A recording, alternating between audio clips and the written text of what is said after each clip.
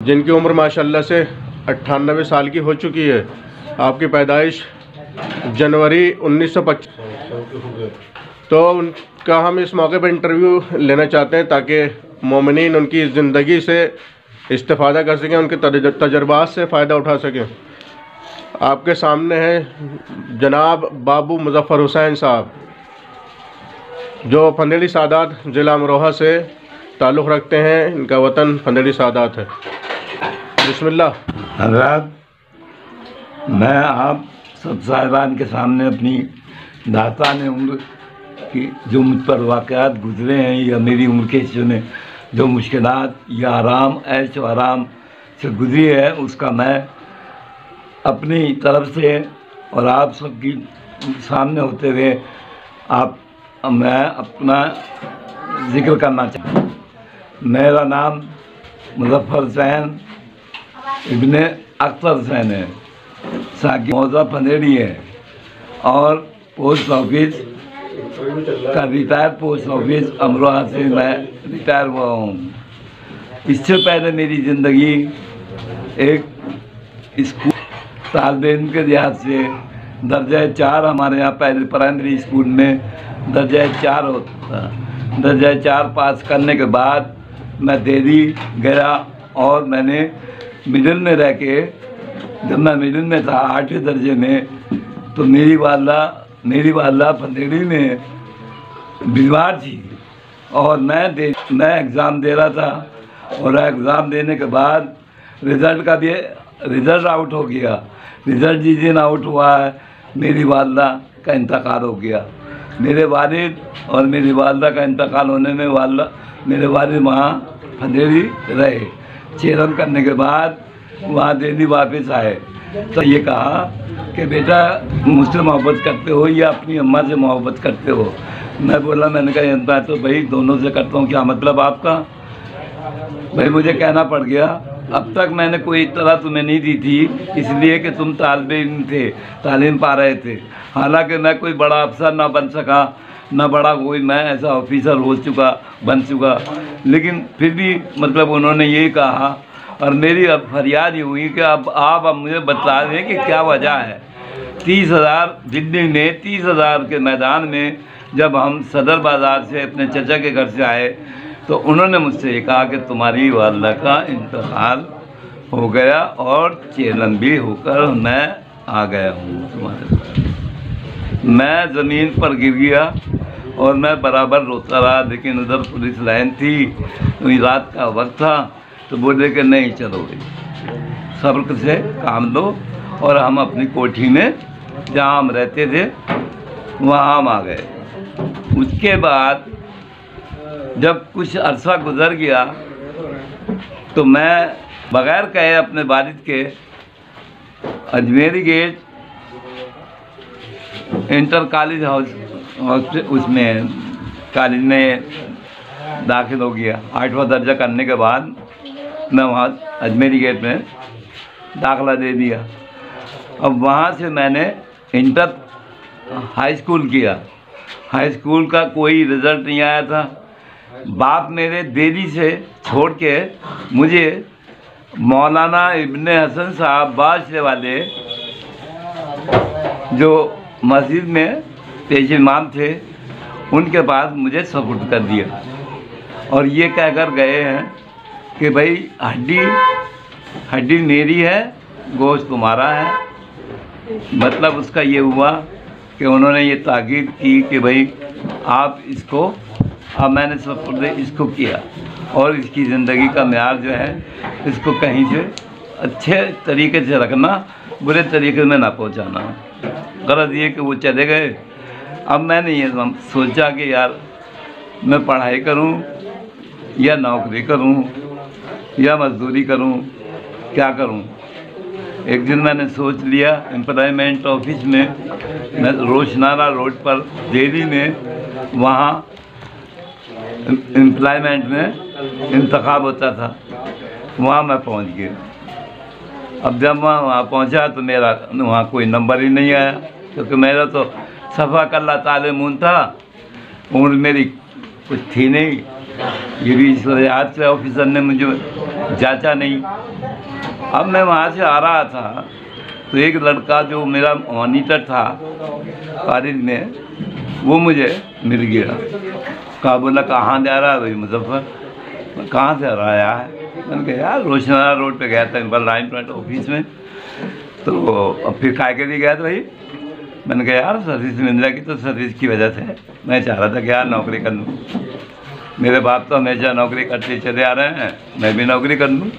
क्या नौकरी का मज़ा है ये पता कुछ नहीं था कि नौकरी में 9 काम भी हैं, 10 और काम जी हजूर का भी है। लेकिन फिर मैं यही सोचता रहा कि चलो यार कोई बात नहीं है। लेकिन उन्होंने तो भैया मुझे जांचा ही नहीं, और मैं तो अपना कुछ मैं अपने दिल को महसूस करता रहा कि भाई मेरी उम्र भी नहीं है, चलो ठीक है अब मैं कहीं कोई काम करूँगा। वो लड़का बोला यार कमाल की बात है, अबे तुम्हारा तो एक ऑफिसर है, तुम कौन हो? मैंने कहा मैं यार ज़ात बता दो क्या है तुम्हारी? मैंने कहा यार मैं तो सैयद हूँ। अबे सैयद तो हैं, सैयद सुन्नी भी होते हैं, ये बता कि तुम किस बात से है? अबे हम पठान हैं। हम पठान ही बताएंगे। लिहाजा उसने जब उसने मालूम करा तो मैं बोला यार हम हैं शिया और जैदी हैं। मैं यार चला तुझे ना आज तक तूने तो मुझसे कभी पूछा नहीं, बस तू तो मॉनिटर रहा। कभी कभी तारीफ कर देता कि यार मुजफ्फर आज स्कूल में बहुत तेज़ है, बाकी इसका तो कोई तूने जिक्र न करा, तुझे क्या जरूरत पड़ी है ना भाई? यार मेरे करीब में तुम्हारा जैदी है कोई ऑफिसर, एम्प्लॉयमेंट ऑफिस का। तो फिर यार मैंने कहा यार काम बन गया भैया। उन्होंने कल को आना, अब तो ऑफिस में होंगे वो, कल को आना सुबह को। वालिद मेरे चले गए थे, अकेला था मैं नहा धो के टाई वाई बांध के कपड़े वपड़े पहन के और अपना अच्छा जेंटलमैन बन के उसके यार के दोस्त पहुंच गया, यानी मॉनिटर के अब्दुल मलिक नाम उसका था। बनाना हाँ यार, उसने बेचारे ने अपनी जितनी भी हो सकी अपने घर से उसने खाना वाना नाश्ता वाश्ता रखा। बोला यार तू अकेला है, ना जाने तूने कुछ खाया पिया ना, तूने मुझे बता दिया था कि मेरे वालिद चले गए हैं। तो मैंने नाश्ता वाश्ता कर लिया, क्योंकि बेहिजाब थे इसलिए कोई शर्म भी ना थी। मैंने अपना खाना वाना नाश्ता करके और वहाँ से चले घर के उसके पास, जहाँ पर पड़ोस में कुछ थोड़ा सा फासला था, उस फासले से मैं पहुँच गया, वो भी मेरे साथ में, क्योंकि मुझे तो कुछ पता ही नहीं था कौन है क्या है, कैसी तबीयत है, कैसा मिजाज है। वो जब हमारा मॉनिटर साथ में लेके गया, उसने दस्तक दी, आवाज़ से घर से कोई बच्चा आया, उसने आने की इजाज़त दे दी। अब हम पहुंच गए। मैंने जो अदबाना तरीका होता है उस तरीके से मैंने अपनी बात को करने के बाद बैठ गया, उन्होंने बिठा दिया। तो मैं तो कुछ बोला नहीं। वो अब्दुल मलिक खान जो था उसने कहा कि ये आपका बिरादर है और इस पे कुछ रहम की ज़रूरत है, ये रहम करना आपका फ़र्ज़ है। ये क्या फ़र्ज़ है भाई? कैसा फ़र्ज़? कुछ तलब करने आए हैं, कुछ मुझसे लेने आए हैं कि नहीं साहब? तुमसे तो लेने ऐसे आए हैं कि जो ये उम्र भर अपनी यादगार रहेगी, आपको दुआएं देगा, वो चीज़ देंगे आप। अच्छा तो बदला हुई। तो उन्होंने कहा कि भाई ये चाहता है कि भाई मुझे सर्विस मिल जाए, और ये भी नहीं कि सर्विस मुझे कोई ऑफिसर की मिल जाए, क्योंकि मैंने तो एक हाई स्कूल किया है कि इसने एक हाई स्कूल का भी रिज़ल्ट भी नहीं आया, पास का ना फेल का पता। अब आप बताएं कि आपके हाथ में कोई बात हो तो इस बंदे की बात करो। कहा कि कल को आप आना और आपको मैं, लेकिन मेरे एहतियात रहे, गलत ये कि मैं वहाँ पहुँच गया और मेरा 14वां नंबर आ गया, और 14वां नंबर आने के बाद में मैं सिलेक्ट भी हो गया। इंटरव्यू का भी मेरा सब कुछ होने के बाद मैं अपनी सर्विस में पहुंच गया। ये मेरा अफसाना सर्विस का वहाँ का है। उसके बाद वहाँ से आने के बाद कुछ दिनों के बाद कुछ हालात अच्छे नहीं थे। किस सन में रिटायरमेंट हुआ था आपका? सन 85 में। अच्छा अच्छा। ठीक। तो खैर बहरहाल मैं पोस्ट ऑफिस अमरोहा में, पहले तो मैं अपने यहाँ गांव में रहा, छोटा सा ब्रांच था डीडी ऑफिसर, और छोटा दफ्तर होने की वजह से मैंने 8 साल वहाँ गुजारे अपने यहाँ। उसके बाद मेरा चांस आ गया, मैं अमरोहा पहुँच गया और मैंने सर्विस अमरोहा में करी। सन 85 में मैं रिटायर हो गया और अच्छे रिकॉर्ड से मेरा इज्जत के साथ रिटायर हो गया। वहाँ से आने के बाद अब मैं अपने घर आ गया। कुछ थोड़ी सी ज़मीन थी, उसके सहारे से, क्योंकि हालात अच्छे नहीं थे, तो मैं मतलब कि ज़मीन थी थोड़ी सी, उसमें मैंने अपना सिलसिला किया काश्तकारी का। ये मेरा धंधा रहा। उसके बाद मेरी शादी हो गई। शादी होने के बाद बच्चे हो गए। उसके बाद जो भी कुछ हुआ, मैंने अपने हालात को ऐसा समझा खाने के बारे में कि मैं इतना चटोरा, इतना खर्चीला और इतना मिजाज का इंसान था। होटलों में 12 महीने मैंने होटल में खाना खाया। बच्चे मेरे गांव में रहते थे, मैं अकेला तना रहता था। मैंने खाने पीने की एहतियात भी करी, लेकिन मैंने अपनी जवानी में कुछ ना समझा। न मुझे कभी खांसी हुई, न मुझे कोई नज़ला ज़ुकाम हुआ। हाँ साहब, फिर मैं मतलब कि अपने यहाँ आ गया, अपने कारोबार में अपने काम में लग गया। थोड़ी सी ज़मीन थी, उसी में अपनी गुजर करता रहा। मैंने अपनी ज़िंदगी को इस तरीके से गुजारा। मैंने ऑफिस में भी रहा, अमरोहा पोस्ट ऑफिस में। मैंने अपने तमाम कर्मचारियों से यही बात रखी कि भाई देखो, ईमानदारी से काम करो, मेहनत से काम करो। काम प्यारा है, चांद प्यारा नहीं है। क्यों कि हम सरकारी नौकर हैं, वफादार हैं। वफादारी से नौकरी करो और ईमानदारी से करो, मेहनत से करो, और ताकि ये ना हो कि अफसर को हमारे इंचार्ज को कोई परेशानी, कोई गुस्सा हो। हम छुट्टी पर भी आते थे, नाराज़ भी होते थे वो, लेकिन हम हरस हाकिम थे वो इस लिहाज से। लेकिन चलिए, मैं और तो कुछ नहीं बता सकता अपनी ज़िंदगी का। इतनी मेरी ज़िंदगी है कि मैंने अपनी ज़िंदगी को अपने खतरात में रखते हुए, और जो कुछ भी मुझ पर गुजरी, मैंने उसको अपना समेट के, अपनी ज़िंदगी को समेट के अपने घर में आ गया हूँ और रह रहा हूँ। और मेरे 2 बच्चे हैं। एक लड़के की ज़िंदगी ख़त्म हुई, उसकी मौत वाक़ई हो गई। 2 लड़के हैं माशाल्लाह, सब याद से अपने खुशहाल से अपनी ज़िंदगी को गुजार रहे हैं। और मैं उनके पास, बड़े लड़के के पास रह रहा हूँ और वो मेरी खिदमत कर रहे हैं।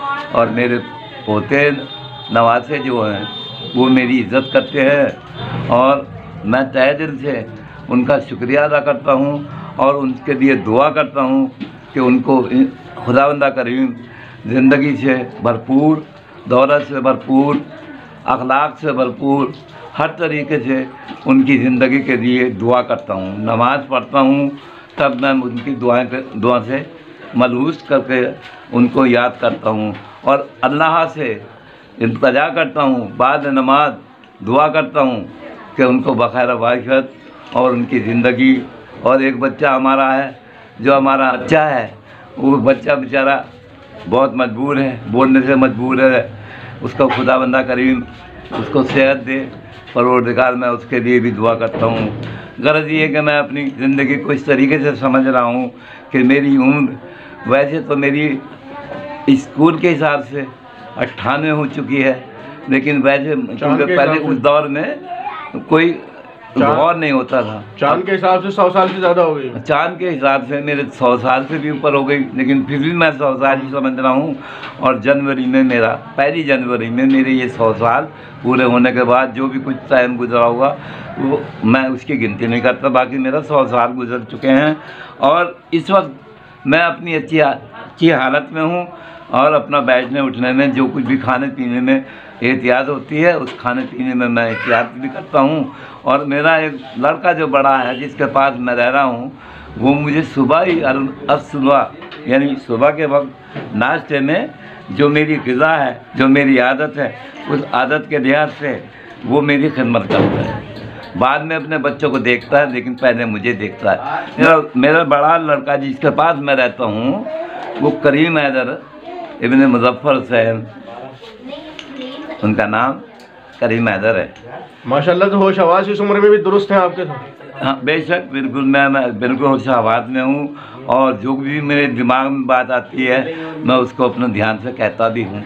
और अभी इतना ही है कि नमाज में भी अभी अक्सर मैंने ये सुना है और सुनता आ रहा हूँ कि नमाज इंसान इस ज़िंदगी में भूल रखता है, 4 की 3 पढ़ दे, 4 की 5 पढ़ दे, ये शक्कियात होते हैं, ये उसकी आदत में शुमार हो जाए।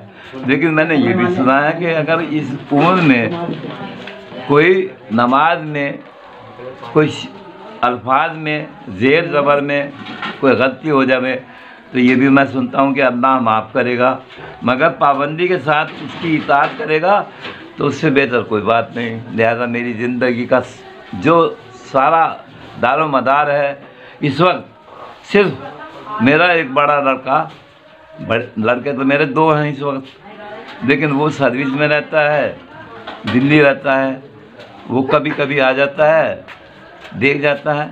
ऐसी बात नहीं है कि वो भी अपने हिसाब से ठीक है, लेकिन खिदमत के लिए मेरा बड़ा ही लड़का और बड़े लड़के के पास मैं रह रहा हूँ, उन्हीं में मैं जी रहा हूँ, उन्हीं की मैं सुन रहा हूँ। अच्छाई बुराई जो कुछ भी है उसी को मैं अपने मन समेट रहा हूँ। और ये समेटने के बाद में मैं दुआ करता हूँ परवरदिगार से कि मेरे बच्चे खुशहाल रहें और ज़िंदगी के म्यार में अपनी ज़िंदगी को पार करें। मैं ये मेरी अल्लाह से यही दुआ है। तो मतलब दूसरों के लिए कोई पैगाम, कोई मैसेज? अच्छा, मैं ये भी कहना चाहता हूँ कि जितने मेरे अजीज़ व क़रीब हैं उन पर भी मैं ये इल्ज़ामात करता हूँ, और मैं अपने ख़ानदान का एक बड़ा मानने वाले इंसान था, मेरी कद्र करते थे, ख़ानदान वाले मेरी कद्र भी करते थे और मेरी इज़्ज़त भी करते थे। मैं उनका भी शुक्रगुज़ार हूँ।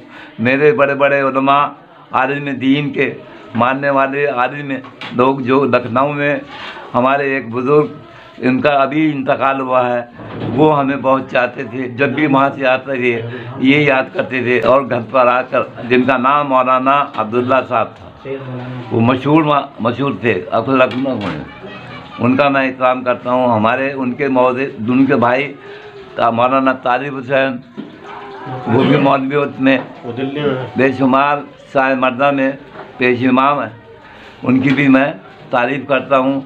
और बेहतरीन इंसान हैं, मिलनसार हैं, और अपने ख़ानदान की बड़े रहनुमा हैं और उनको मानने वाले हैं। और फिर एक बात ये, और सबसे बड़ी बात तो ये है कि हमारे मौलाना अब्दुल्ला साहब और मौलाना तारिक साहब की दुनिया तारीफ़, सारी बस्ती तारीफ़ भी करती है, और अपनी ज़िंदगी के हिसाब में उनके औलादे जो हैं उनकी बाइज़्ज़त एहतराम के साथ अपनी ज़िंदगी को गुजार रहे हैं। बाकी सारे बच्चे इनके से बिल्कुल कामयाब हैं दीन के मामले में, लिहाजा मैं उनकी भी तारीफ़ करता हूँ। और छोटे वाले जो हैं और भाई भी हैं, उनके और भी भाई हैं, एक का इंतकाल हो चुका है, इन्ना लिल्लाहि व इन्ना इलैहि राजिऊन। और मैं जितने भी हमारे उलमा हैं यहाँ फंदेरी में, उनकी जितने भी प्रोग्राम आइमाए मासूमीन अलैहिस्सलाम के आदत विलादत जितने भी हैं, उसको हर माह में, हर साल में, हर तारीख में, हर दिन में उनको याद करते हैं और उनकी याद मनाते हैं। ये सबसे बड़ी तारीफ़ है। कोई दिन हमारे यहाँ, हमारे इमाम बाड़ों में, सब इमाम बाड़ों में कोई दिन ऐसा नहीं जाता कि जिसमें मजलिस हमारे आइम्मा मासूमीन अलैहिस्सलाम, हमारे इमाम हुसैन अलैहिस्सलाम की खिदमत में अपना नजराना पेश ना करते हों। लिहाजा मैं ये भी फ़ख्र करता हूँ कि मेरी बस्ती में ऐसे इंसान हैं, ऐसे इंसान गुजरे हैं कि जो मशहूर व मारूफ थे। बाकी यह है कि हमारे यहाँ किसी चीज़ की कोई पैदावार में हमारे यहाँ हमारा मौसम, हमारे यहाँ सबसे बेहतरीन मौसम है, सबसे बेहतरीन हमारी फसलें होती है और खुशहाली है। किसी तरीके के कोई हमारे यहाँ, और बाकी सब मैं और इससे ज़्यादा क्या कहूँ। नमाज के सिलसिले में यह है कि हमारे नमाजी जितने हैं मस्जिदें भरी रहती हैं, मस्जिदों में नमाज़ें पढ़ते हैं, पेश इमाम रखते हैं। रमज़ान में बहुत रौनक आती है। आप सब नमाज़ें पढ़ते हैं इस उम्र में भी आप?